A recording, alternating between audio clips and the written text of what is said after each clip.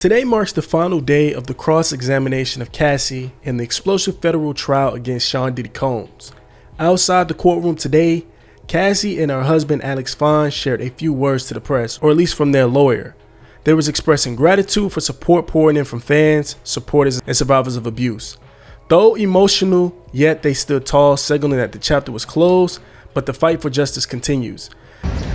Over the past 5 days, the world has gotten to witness the strength and bravery of my wife, freeing herself of her past. There has been speculation online surrounding how it must feel for me to sit there and listen to my wife's testimony. I have felt so many things sitting there. I have felt tremendous pride and overwhelming love for Cass. I have felt profound anger that she has been subjected to sitting in front of a person who tried to break her. So, to him and all of those who helped him along the way, please know this: you did not. You did not break her spirit nor her smile that lights up every room. You did not break the souls of a mother who gives the best hugs and plays the silliest games with our little girls. You did not break the woman who has made me a better man. I did not save Cassie, as some have said. To say that is an... This week has been extremely challenging, but also remarkably empowering and healing for me. I hope that my testimony has given strength and a voice to other survivors and can help others who have suffered to speak up and also heal from abuse and fear.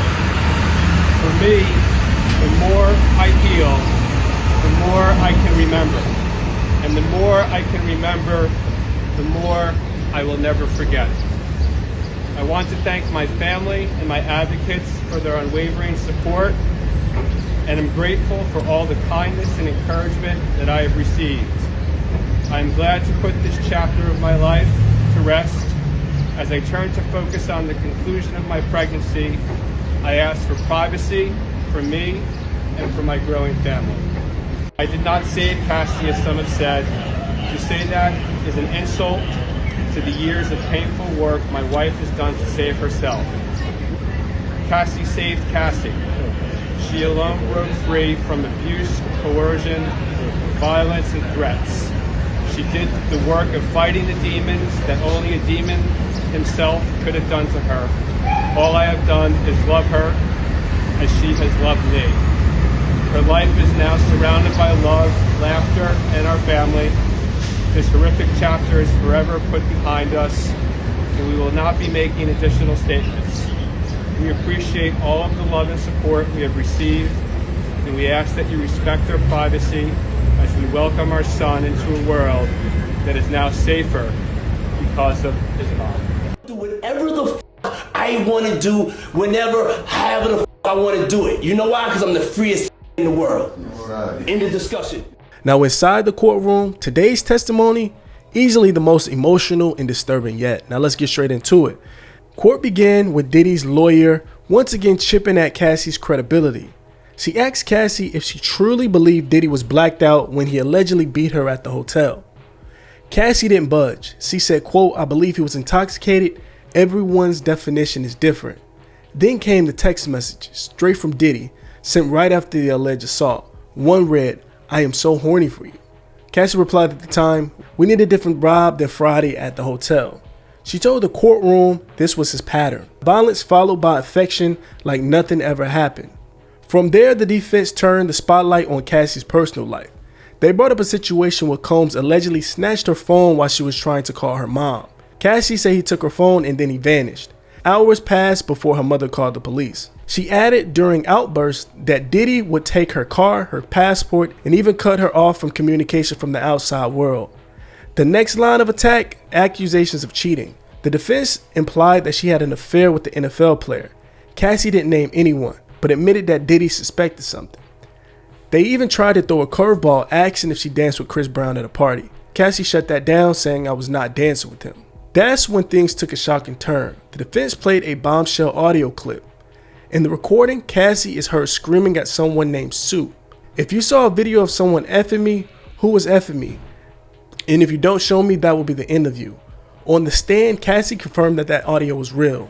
She explained that she believed the escort had secretly filmed her, and in that moment she was spiraling, desperate and out of control. She said, "I've never killed anyone in my life," she said, "but I'm not playing with you." The defense pressed her. They asked her, "Did Diddy pay to make that video disappear?" Cassie said, "I don't know." Then the defense zoomed in on Cassie's mental health.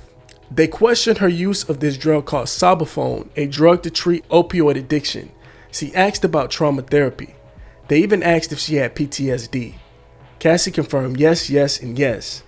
They tried to suggest that she was emotionally unstable, painting her as a woman driven by addiction and confusion. Then came more text messages. In one text message, Diddy says, "You're so predictable." The defense says she never directly told him she didn't want to do the freak-offs anymore, even though she claimed she had. They read a message from Cassie where she allegedly suggests inviting another girl into the freak-off session. Then came the centerpiece, the 2018 allegation. The defense tried to dismantle her story by highlighting inconsistencies. In her civil lawsuit, Cassie said that the incident happened around September of 2018, but in her meetings with the government, she said August. They called it a major contradiction, but Cassie stood firm. She says, "I have no doubt that Diddy took something from me." She then admitted something after that. Not long after that incident in 2018, she said that she slept with Combs again after, allegedly when Diddy took her body without her permission. And during that encounter with her now husband Alex Fine, he FaceTimed her while they were doing it. At the time, he had no idea that she was with Combs, but he later found out. According to Combs' team, Alex was so upset he punched a wall. Then came the emotional fallout tied to Kim Porter's funeral.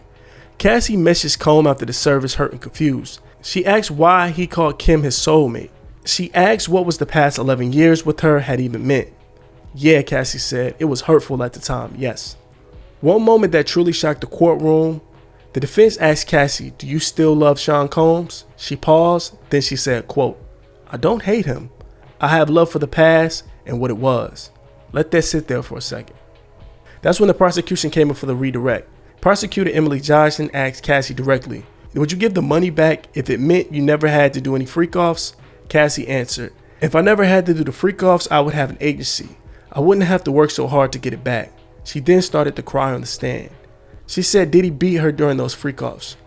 She also revealed even on a private jet, Combs played a video of her with an escort and said he would release it unless she wanted to have another freak-off. The control prosecutors argued was constant and even long after they had broken up. Cassie testified after she said she filed her civil suit, she was overwhelmed. She canceled a planned music tour not because of a $20 million settlement, but because she couldn't emotionally handle it and she didn't want to be away from her children. The defense tried to say money was the reason. Cassie said it was about peace, healing, and protecting her mental health. One surprising thing from this, even after their breakup in 2018, Diddy kept texting her. The jury saw the messages. He congratulated her on her pregnancy, told her he had dreams about her. In 2020, he wrote, "You're one of the greatest women in the world. Don't ever forget that."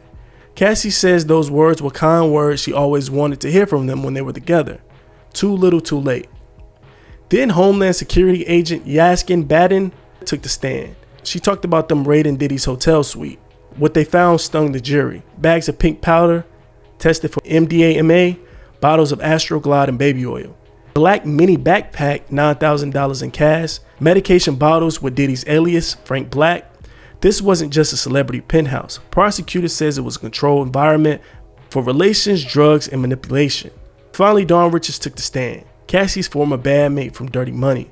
She testified that in 2009 while recording music, she witnessed Diddy beat up Cassie with a black skillet filled with eggs. Cassie dropped to the floor in a fetal position. Diddy started to kick her, then dragged her through the house by her hair, glass shattering around them. And the next day, Dawn said Cassie told her, "It's better if we don't talk, people can end up missing." The courtroom went dead silent. And just like that, Cassie's testimony ended.